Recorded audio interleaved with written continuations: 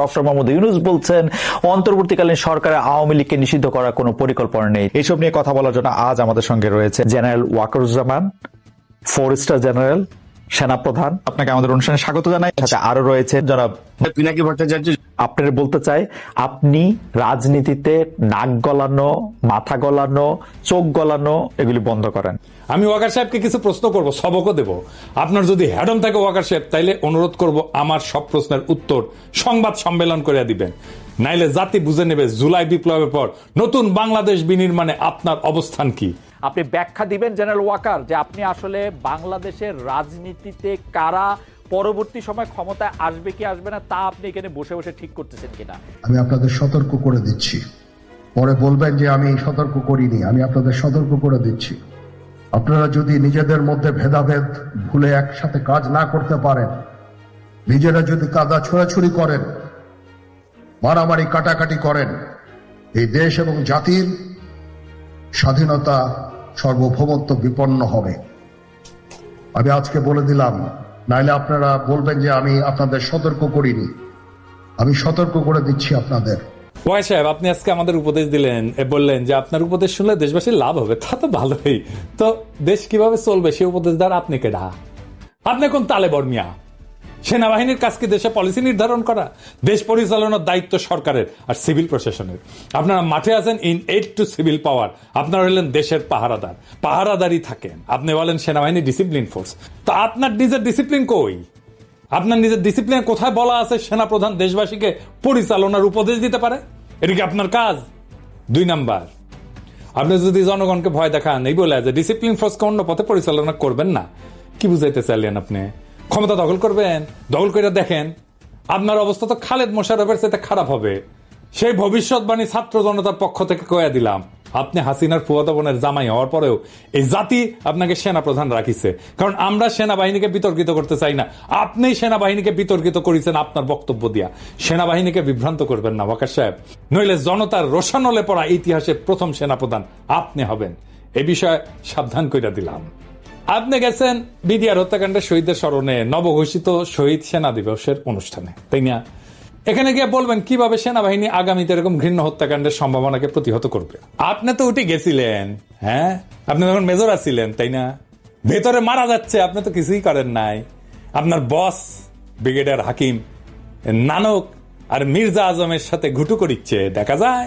হ্যাঁ, আপনি বলবেন কিভাবে বিদ্রোহে ক্ষতিগ্রস্ত পরিবারের পাশে দাঁড়াবেন, তা না করে আপনি নিজের প্রচারণা চালাইলেন, সেনাবাহিনীর অপকর্ম ঢাকার চেষ্টা করলেন, জাতিকে থ্রেট দিলেন। এত সাহস কই পান ওয়াকার সাহেব? ইন্ডিয়া থেকে নতুন অফার পাইছেন? হ্যাঁ, ভালো। বিডিআর হত্যাকাণ্ডের বিষয়ে ফুল স্টপ টেনে আপনি বিচার প্রক্রিয়াকে শুধু প্রভাবিত করলেন না, বরং এমন কথা দিয়ে বাইরের এবং দেশের ভিতরের শত্রুদেরকে সেফ এক্সিট দিলেন। আওয়ামী লীগের তাপস, নানক, গং যারা এই বিদ্রোহের গোপন এজেন্টের কাজ করছিল তাদের সেফ এক্সিট আপনি দিলেন, কারণ আপনি ওই সময় উপস্থিত ছিলেন। আপনার বস নানক আজমের সাথে ঘুটু করিচ্ছে, ওই আপনার বস আপনারও পাশে দাঁড়িয়ে আছে, দেখেছেন? বিডিআর বিদ্রোহের সময় যে সমস্ত সেনাবাহিনীর কর্মকর্তাকে চাকরিচ্যুত করা হয়েছিল, আয়না ঘরে না হয়েছিল, তাদের বিষয়ে আপনি আজকে কোনো কথা বললেন না কেন? নাকি তাদেরকে আমরা লাইভে এনে কিভাবে আপনার হাসিনা আর জেনারেল তারেক সিদ্দিকী বিডিআর হত্যাকাণ্ডের তদন্তের রিপোর্ট বদলে দিছিল তা প্রকাশ করে দিব? অনেক রেকর্ড আমাদের কাছে আছে। আমরা এই সমস্ত বলি না, কারণ আমাদের সম্মানিত শ্রদ্ধাভাজন বিডিআর হত্যাকাণ্ডের যে কমিশন হয়েছে তার প্রধান উনি কাজ করতেছেন, ওনারা আমরা কাজ করতে দিই। আপনি কইছেন বিডিআর এর সদস্যরা খুন খারাপি করেছে, কিন্তু নিহত সেনা অফিসারের স্ত্রী বলে সে হিন্দিতে কথা বলতে শুনেছে। তার কি হবে? বিচার যদি ন্যায় বিচার হয় তাহলে কমিশন কেন হইল? কমিশন হওয়ার তো কোনো কারণ নাই।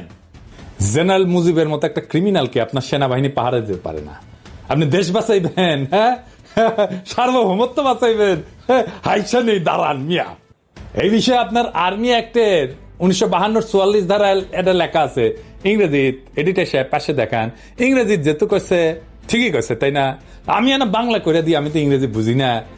এনে লেখা আছে, এই আইনের আওতাধীন কোনো ব্যক্তি যদি অনুমতি ব্যতীত ইচ্ছাকৃতভাবে কোনো বন্দী বা সেবামূলক হেফাজতে রাখা ব্যক্তিকে মুক্তি দেয়, তবে তাকে কোর্ট মার্শালের মাধ্যমে দোষী সাব্যস্ত করা হলে কঠোর কারাদণ্ডে দণ্ডিত করা হবে, যার মেয়াদ 14 বছর পর্যন্ত হইতে পারে, অথবা এই আইনে উল্লেখিত অন্য কোনো লঘু শাস্তি প্রদান করা যাইতে পারে। তো ঠিকই কইছে না? ইংরেজিত কইছে। তো মুজিব পালানোর পর কোর্ট মার্শাল করছিলেন, কেন হয় নাই ওয়াকার সাহেব? জনগণকে কি ভূগোল বাজান না ইতিহাস বুঝান? জনগণকে কি বোকাচোদা ভাবেন? নাটক এর দায় সেনা প্রধান হিসেবে আপনি কিভাবে এড়াইবেন? আপনার নাটকের ব্যাপারে সেজানের গানের লাইন বলে দিতেছি, তো দালাল রে মায়ের রে মাইরা দেশের বাইরে, মেসেজ ক্লিয়ার, ফুল স্টপ। আমাদের চুপ রাখতে পারবেন না, আমরা কথা বলবোই। তা এইভাবে আইনের ভিত্তিতে বলবো, আইন দেখায় দেখায় বলবো। প্রিয় সৈনিকেরা, দেখেছেন আপনার জেনারেল কি করেছে? দেখেছেন? দেখেন, আপনি কইছেন যে আমরা যেন সেনাবাহিনীকে বিতর্কিত না করি। আমরা আপনাকে বলতেছি, আপনি ইন্ডিয়ার দালালি করার জন্য সেনাবাহিনীকে বিতর্কিত করেন না। আয়নাঘর পরিদর্শনে প্রধান উপদেষ্টারে কে বাধা দিছে? আপনি। গুম কমিশনের কাছে কে বাধা দিছে? আপনি।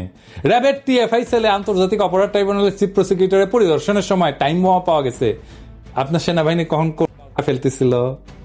এই সেলটা আপনাদের সেনাবাহিনীর লোকদের পরিচালনা করা হইতো, তাই না? হিসাব করে কথা কইবেন ওয়াকার সাহেব। আপনারা সিল মারার টাইম এসে গেছে। আয়না ঘরের মতো যে সমস্ত টর্চার সেল আপনি সেনাবাহিনীতে রাখিছেন বা এদের মূল হাতদের রক্ষায় আপনার যে ভূমিকা, সেই বিষয়ে আর্মি অ্যাক্টের 1952 ধারা 51-তে কি কওয়া আছে ইংরেজি? হ্যাঁ, কি কওয়া আছে? এডিটার সাহেব দেখান পাশে, ইংরেজি যেহেতু কইছে ওয়াকার সাহেব, ঠিকই কইছে, তাই না? তো আমরা তো আর ইংরেজি বুঝি না, আমরা না বাংলা কইরা দেখি। হ্যাঁ, কি কইছে?